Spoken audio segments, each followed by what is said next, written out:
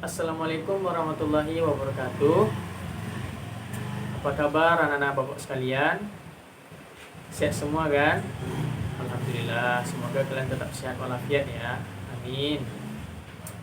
Nah, baiklah, sebelum bapak memulai pembelajaran sejarah kebudayaan Islam, ada baiknya kita mengawalinya terlebih dahulu dengan membacakan doa yang akan dipimpin oleh ketua kelas. Silahkan ketua kelas dipimpin doanya.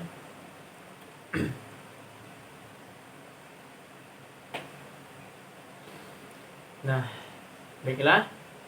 Sebelum Bapak masuk ke materi, Bapak absen dulu ya untuk kelas ini. Kelas B. Ayu, dia. Bayu, dia. Chandra. Chandra tidak hadir ya. Berarti satu orang yang nggak hadir di kelas ini. Ya, nggak masalah. Baiklah, sebelum Bapak menyampaikan materi, ada baiknya kita mulai pembelajaran kita pada kesempatan kali ini dengan membacakan basmalah. Bismillahirrahmanirrahim. Nah, anak-anak Bapak sekalian, pada minggu sebelumnya Bapak sudah menyampaikan menyinggung sedikit mengenai sejarah peradaban Islam di Andalusia. Ada yang masih ingat apa saja yang Bapak sampaikan pada pertemuan sebelumnya? Yang ingat? Bisa diacungkan tangannya. Yap. Baik. Ada tanggapan yang lain? Oke. Baik, berarti kalian masih ingat ya. Nah, jadi nanti Bapak akan mengulas sedikit tentang poin-poinnya saja mengenai sejarah peradaban Islam di Andalusia. Karena materi kita ini sudah ada di dalam buku, yaitu coba buka buku sejarah kebudayaan Islam kalian di halaman 112. Nah, di sana ada dijabarkan mengenai sejarah peradaban Islam di Andalusia. Jadi Bapak hanya menyampaikan inti-inti dari poin-poin yang dijabarkan di dalam buku. Nah, nanti setelah Bapak menyampaikan materi, nanti ada tugas untuk kalian, yang mana tugas ini adalah tugas kelompok. Jadi nanti Bapak akan membagi kalian dalam beberapa kelompok yang mana sudah Bapak sudah Bapak sampaikan tadi nama-nama kelompoknya. Jadi setelah nanti Bapak menyampaikan materi, langsung saja kalian membuat kelompok sesuai kelompoknya masing-masing dan berdiskusi, yang mana waktu diskusinya lah 20 menit untuk merangkum materi tentang sejarah peradaban Islam di Andalusia. Nah, nanti kalian akan mempresentasikannya di depan kelas dan ditanggapi oleh kelompok-kelompok lain. Bisa dimengerti anak-anak? Oke, baiklah, kita langsung saja menuju materinya ya anak-anak. Sesuai materi kita, yaitu tentang sejarah peradaban Islam di Andalusia. Nah, sebelum Bapak mengupas lebih jauh, Bapak ingin tahu dulu nih, ada nggak yang tahu Andalusia itu di mana? Yo, yang tahu? Nah, anak Bapak, kalau kalian mencari di peta sekarang, tidak akan kalian jumpai dan tidak akan kalian temui negara yang bernama Andalusia. Nah, Andalusia itu adalah Spanyolnya sekarang. Nah, jadi dulu negara Spanyol itu adalah negara atau wilayah Andalusia, yang mana di sanalah sejarah peradaban Islam pernah terukir di sana. Nah, Spanyol itu kan di Eropa. Nah, jadi bagian anak bapak sekalian, kalian jangan beranggapan bahwasanya ketika Islam ketika itu hanya memerangi atau hanya merebut kekuasaan di wilayahnya saja seperti Timur Tengah. Tidak. Kita itu harus bangga menjadi seorang umat Islam, karena dulu itu umat Islam itu sangat berjaya dan ditakuti oleh lawan-lawannya. Ibaratnya sangat inferior gitu. Nah, salah satunya di Andalusia ini. Nah, di Andalusia inilah menciptakan sejarah baru atau Golden Age Islam, yang mana banyak peninggalan-peninggalan, catatan sejarah, dan penemuan-penemuan hebat yang terjadi pada masa itu. Nah, jadi kalian harus bangga kalian menjadi seorang umat Islam. Ketika itu Islam itu benar-benar sebagai magnet, ibaratnya sebagai pusat pendidikan, pusat politik dan segala macam, terutama di Andalusia nih. Kalau sekarang kan tentu kita berkiblat kepada negara adik kuasa seperti ya Amerika, Perancis, baik budaya ya kan, budaya Barat atau yang lagi tren sekarang itu budaya-budaya Korea. Nah jadi jangan kalian berpikir Islam itu nggak pernah berjaya. Dulu itu dia sangat berjaya. Oke anak-anak, baik. Nah kita kembali ke laptop, yaitu Islam itu pertama kali masuk ke Spanyol pada 711 Masehi melalui jalur Afrika Utara. Spanyol sebelum kedatangan Islam dikenal dengan nama Iberia atau Asbania. Kemudian disebut Andalusia ketika negeri subur itu dikuasai oleh bangsa Vandal. Dari perkataan Vandal inilah orang Arab menyebutnya dengan Andalusia. Sebelum penaklukan Spanyol, umat Islam telah menguasai Afrika Utara dan menjadikannya sebagai salah satu provinsi dari dinasti Bani Umayyah. Penguasaan sepenuhnya atas Afrika Utara itu terjadi di zaman Khalifah Abdul Malik 685 hingga 705 Masehi. Dalam proses penaklukan Spanyol, ada 3 pahlawan Islam yang memimpin pasukan ke sana, yakni yang pertama ada Tarikh ibnu Malik, yang kedua ada Tariq bin Ziyad, dan yang terakhir ada Musa ibnu Nushair. Nah, namun yang sebagai perintis dan penyelidik kedatangan Islam ke Andalusia adalah Tariq bin Ziyad.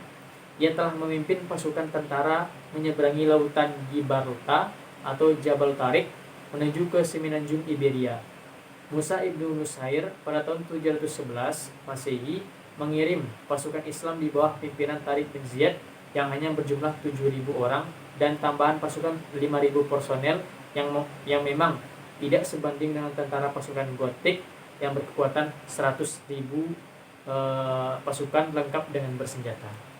Namun pada akhirnya Tariq bin Ziyad mencapai kemenangan dengan mengalahkan Raja Frederick di Bakkah dan menaklukkan kota-kota penting seperti Cordova, Granada, Toledo, dan hingga akhirnya menguasai seluruh kota penting di Spanyol. Nah, dari penjelasan ini ada pelajaran yang dapat kita ambil. Ada hikmah yang dapat kita ambil anak-anak bapak sekalian. Yang mana mengenai bagaimananya tekad yang kuat dari seorang Tariq bin Ziyad. Yang mana yang sudah bapak sampaikan tadi, ketika itu kaum muslimin kekurangan personel. Tariq bin Ziyad hanya membawa 7.000 ditambah 5.000 personel, sedangkan lawannya adalah 100.000 orang bersenjata lengkap. Nah, dalam kasat mata atau secara awamnya saja, kalau dilihat dari jumlah memang kaum muslimin kalah.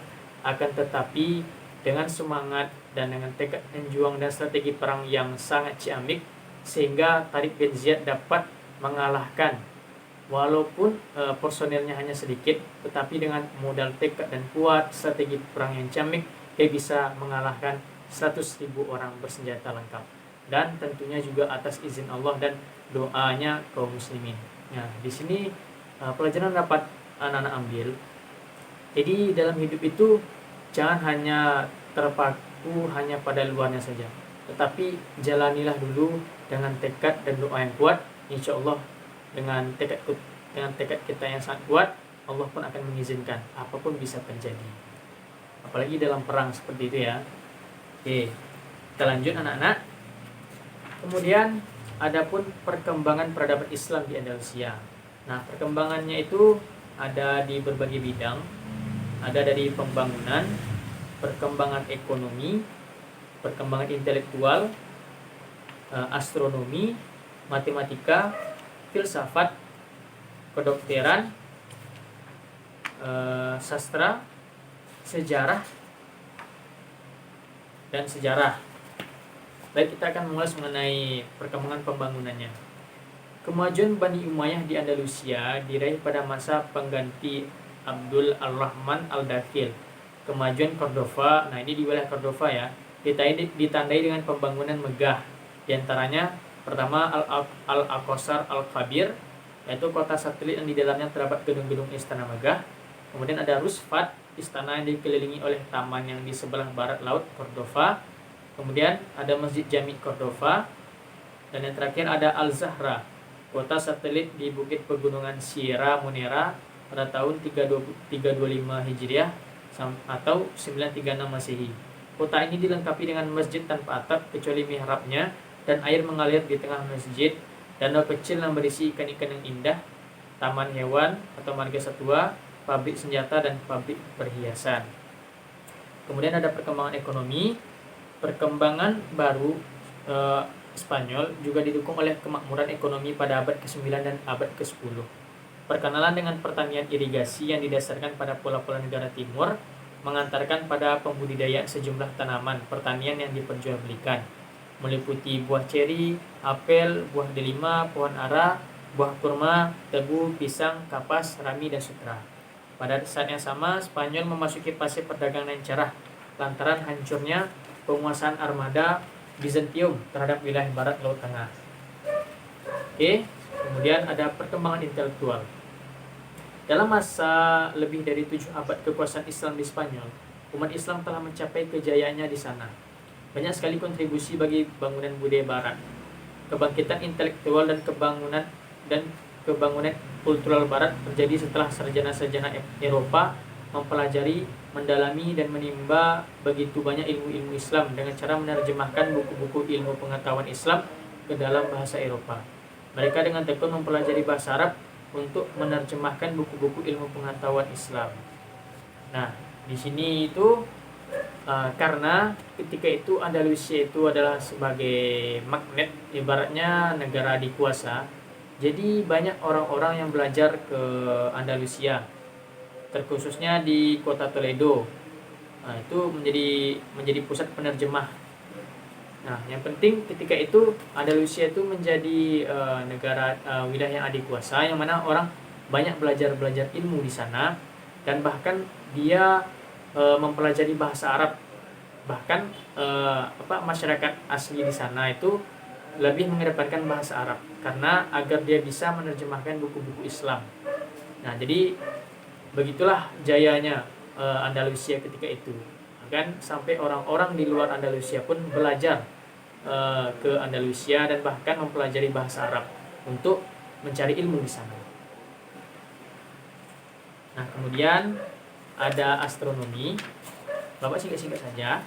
Di bidang astronomi, sarjana Islam Al-Khawarizmi banyak sekali memberikan sumbangannya dengan karya-karyanya dan mempunyai pengaruh terbesar terhadap kontribusi ilmu. Pasti di antara semua penulis di abad pertengahan, ia menulis buku Al-Jabar Al-Muqabalah yang memuat daftar astronomi yang tertua, dan Al-Khawarizmi merupakan orang pertama yang menyusun buku ilmu berhitung dan Al-Jabar. Namun di samping itu, tokoh yang paling terkenal dalam ilmu astronomi adalah Ibrahim Ibnu Yahya Al-Nakos. Ia dapat menentukan waktu terjadinya gerhana matahari dan menentukan berapa lamanya. Ia juga berhasil membuat teropong modern, dapat menentukan jarak antara tata surya dan bintang. Nah, di sini anak bapak sekalian, jadi pada masa itu, kalau di zaman sekarang mungkin kita tidak asing lagi ya dengan nama kayak Thomas Alva Edison, Albert Einstein, atau Nicholas Copernicus dengan teori tata suryanya. Kemudian ada siapa lagi? Isaac Newton dengan teori gravitasinya. Yang terpenting orang-orang hebat, orang-orang berpengaruh di barat seperti itu ya. Nah, sebelum mereka itu kaum muslimin lebih dahulu melahirkan orang-orang cerdas, anak-anak bapak. Jadi kalian jangan menyangka bahwasanya tidak ada tokoh-tokoh Islam itu yang sangat jenius. Banyak sekali, bahkan orang-orang seperti Albert Einstein, Isaac Newton, Alexander Graham Bell, atau orang-orang berpengaruh di barat itu, mereka itu mempelajari semuanya itu dari buku-buku Islam. Jadi kalian jangan beranggapan bahwasanya tidak ada di orang-orang muslim itu yang cerdas. Bahkan sebelum nama-nama yang Bapak sebutkan tadi yang dari barat itu, telah lebih dahulu Islam melahirkan orang-orang hebat, baik dari segala bidang, entah itu bidang filsafat, penemuan lain, dan ini bahkan di bidang astronomi, anak-anak bapak. Jadi kalian harus bangga yang menjadi seorang muslim. Kemudian di bidang matematika, anak-anak bapak bisa baca sendiri ya. Kemudian di bidang filsafat, juga dapat dibaca di buku anak-anak sekalian. Kedokteran. Ada banyak sumbangan Islam yang menonjol dan telah menjadi dasar kemajuan Barat dalam ilmu kedokteran. Dr. Islam Al-Kindi telah menulis buku ilmu mata yang diterjemahkan ke dalam bahasa Latin menjadi optik. Selain itu terkenal pula Ar-Razi, yaitu yang oleh orang Barat Latin disebut Razes. Ia mengarang sebuah buku kedokteran berjudul Al-Hawi. Buku tersebut telah diterjemahkan oleh Faraj bin Salim, seorang tabib Yahudi dari Silikia, ke dalam bahasa Latin dengan judul Continens atas perintah Raja Farel dari Anjou. Ia memuat dan merangkum ilmu ketabiban dari Persia, Yunani, Hindu, dan hasil-hasil penyidikan lainnya. Ahli kedokteran yang terkenal pada saat itu antara lain adalah Abu Al-Qasim Al-Zahrawi. Di Eropa ia dikenal dengan nama Abul Qasis. Beliau adalah seorang ahli bedah terkenal dan menjadi dokter istana. Ia wafat pada tahun 1013 Masehi. Di antara karyanya yang terkenal adalah Al-Tasrif, terdiri dari 30 jilid. Selain Al-Kasif, terdapat seorang filsuf besar bernama Ibn Rushd yang juga ahli dalam bidang kedokteran. Di antara karya terbesarnya adalah Kulliyat Al-Tabib. Dokter Islam yang terkenal adalah Ibnu Sina atau nama latinnya Avicenna. Buku kedokteran lain dari Ibnu Sina yaitu berjudul Materia Medica, memuat kira-kira 760 macam ilmu dipakai pedoman terutama di Barat. Dikatakan oleh William Osler bahwa di antara kitab-kitab yang lain, kitab Ibnu Sina lah yang tetap merupakan dasar ilmu ketabiban untuk masa yang paling lama. Nah, jadi di sini poinnya itu kalau Ibnu Sina tentu udah termasyhur ya, udah mendunia namanya. Nah, jadi Ibnu Sina adalah salah satu tokoh Islam yang sangat kita banggakan karena dialah pencipta berbagai macam-macam ilmu kedokteran yang bahkan di sini dikatakan bahwasanya Ibnu Sina lah kitab Ibnu Sina lah yang kitab-kitabnya yang paling lama yang dijadikan dasar untuk ilmu-ilmu kedokteran. Nah, baiklah, kita kembali, yaitu ada bidang lain yaitu sastra. Akhirnya karya-karya sastra didorong oleh kemajuan bahasa pada waktu itu.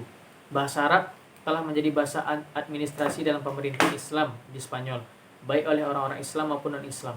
Bahkan penduduk asli Spanyol menomorduakan bahasa asli mereka. Mereka juga banyak yang ahli dan mahir dalam bahasa Arab, baik keterampilan berbicara maupun tata bahasa. Karya-karya sastra yang banyak bermunculan seperti Al-Iqlad Al-Farid, karya Ibnu Abdurrahman Rahbi. Kemudian ada Al-Zikrah fi Mahasin Al-Jazirah oleh Ibnu Bassam. Kemudian kitab Al-Qolaid karya Al-Fat Ibnu Kokhan, dan banyak lagi yang lain. Kemudian dari bidang sejarah, dalam bidang ilmu sejarah ternyata karya-karya ilmu sejarah ternyata juga memberikan sumbangan dan pengaruh dalam pemikiran-pemikiran sarjana Barat. Ibnu Khaldun melalui karya Muqaddimahnya, dialah yang pertama kali mengemukakan teori perkembangan sejarah, baik berdasarkan penyelidikan faktor jasmani dan iklim maupun kekuatan moral dan rohani. Sebagai orang yang mencari dan merumuskan hukum kemajuan dan keruntuhan bangsa, maka Ibnu Khaldun dapat dianggap sebagai pencipta ilmu baru, karena tak ada penulis Arab maupun Eropa yang mempunyai pandangan sejarah yang sejelas itu dan mengulasnya secara filsafat. Buku Muqaddimah Ibnu Khaldun menjadi tumpuan studi para ahli Barat dan ahli-ahli lainnya, dan kebebasan Ibnu Khaldun diakui oleh sejarawan Tony B. Nah, jadi dari bidang filsafat pun atau sejarah pun tentu sudah tidak asing dengan nama Ibnu Khaldun, dan bahkan disampaikan tadi orang-orang Barat pun bahkan Ibnu Khaldun inilah sebagai tumpuan dari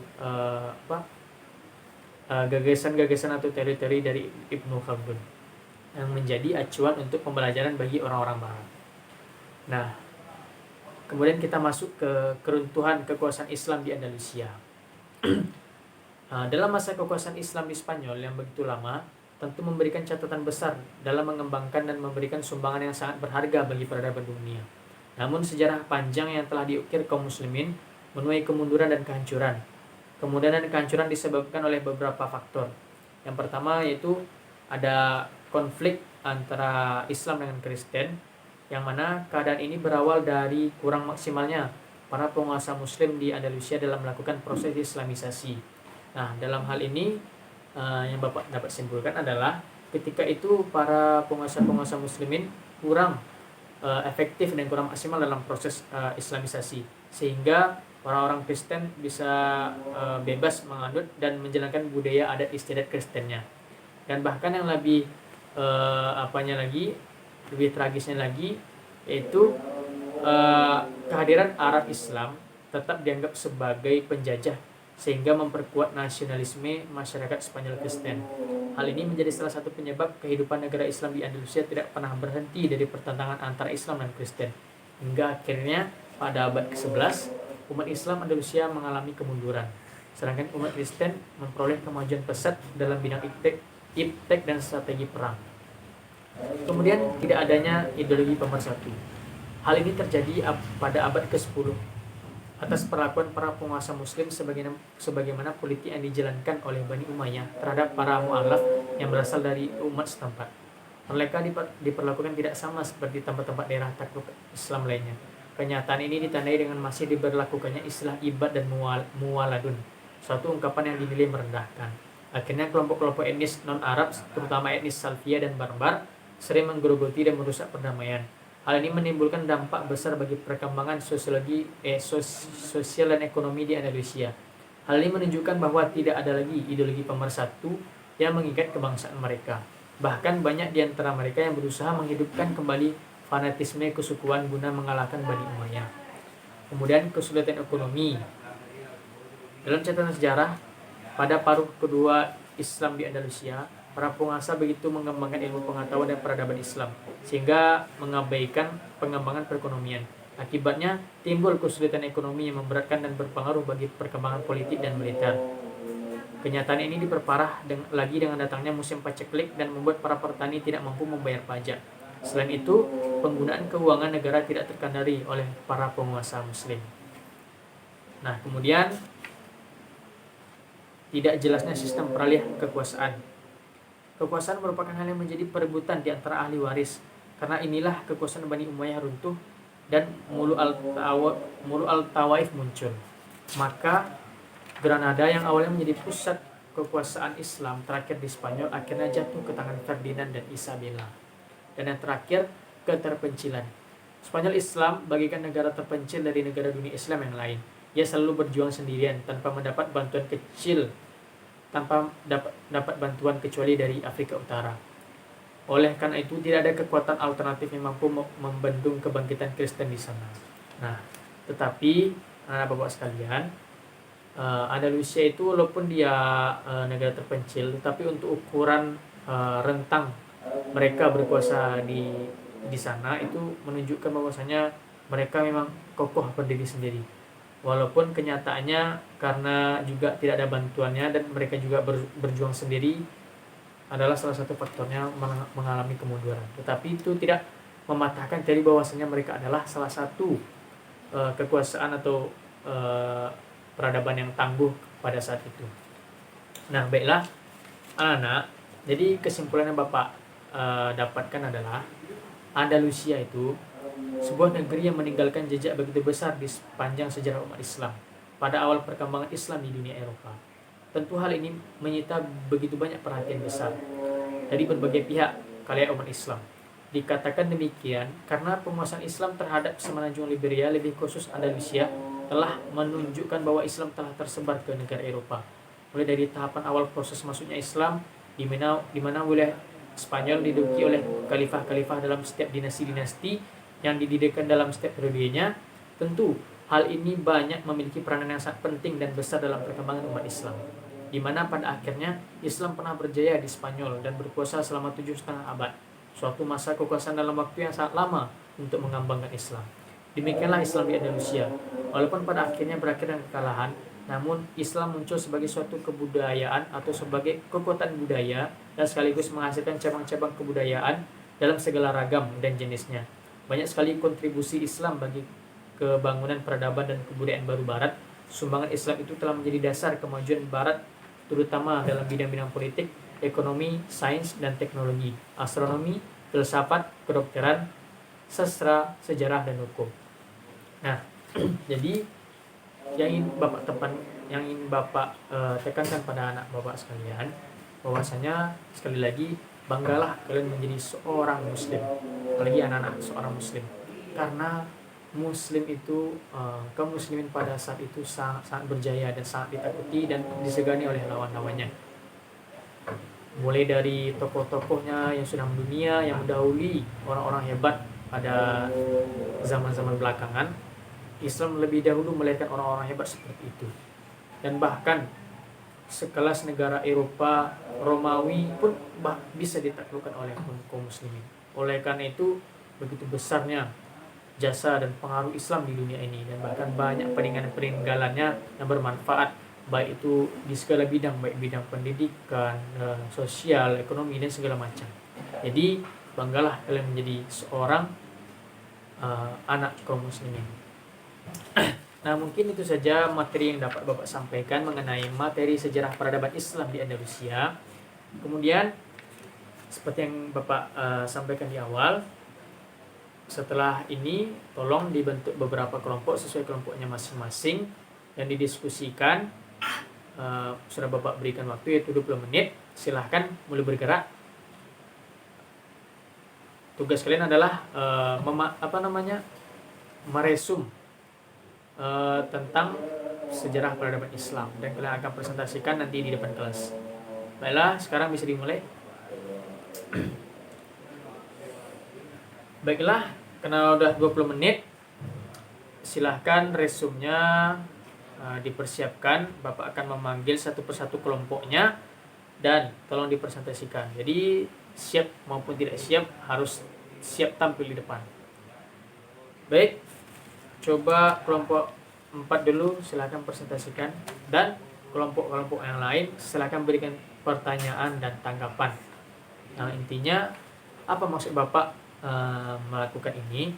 Karena agar materi yang Bapak sampaikan itu tidak hanya didengar oleh kalian lalu keluar masuk telinga kiri, keluar telinga kanan, tetapi dapat kalian praktikkan dan dapat kalian orientasikan sendiri dengan pemikiran kalian. Oke, silakan.